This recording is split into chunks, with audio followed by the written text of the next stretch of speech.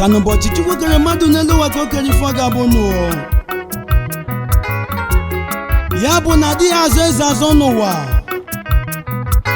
a na-amụ eze amụ n'ụwa maka anyị nwa bụ ndị Igbo nọ na Ghana dịka ụmụ Israel na Egypt Chukwu ewezitere onye ndu nke kwesịrị anyị n'ụwa onye ndu nwere ịfụnanya onye ndu ihe gbasara ụmụnne ya na-emetụ n'obi n'ụwa ya bụ His Royal Majesty Eze Dr. Ambassador Chukwudi Jude ihe na-etu Eze Ọhazurume 1 n'ala Ghana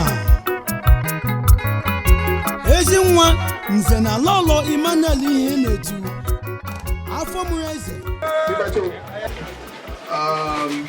I think the presence of Ghana police here. May God bless you for coming in Jesus' name. By the special grace of God, this is a time we must show love to each other. A lot of people have been coming here, we'll be supporting the best we can.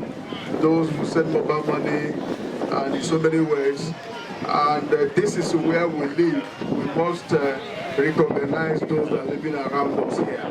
So by the grace of God, we decided to share rice and share oil and water to those that are in need of this. I know everybody is in need.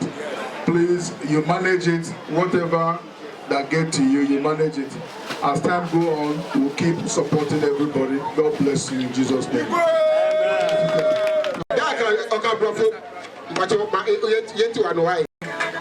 Sesiano, Ebra, him say, was a boy, Eti kakra ya susu ye beti media boy, and muneti area.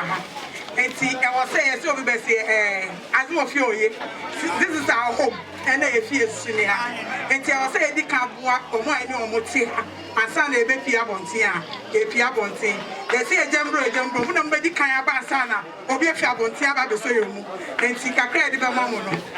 Muso Musa, my Remum, say a lockdown, and Charles, Remum. Yet still I have a sign academy. You, I don't yet go to a metal jacket. Go for the clock at Westwood. What can we remember about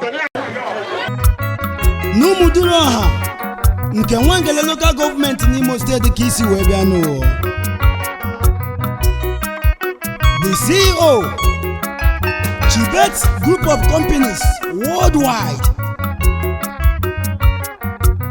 And you were not you me boba buruburu. So nye bezi na kwano. Makani ya de lamano.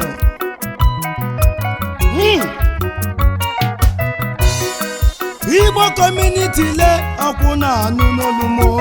Ibe weneze onye bezi na iya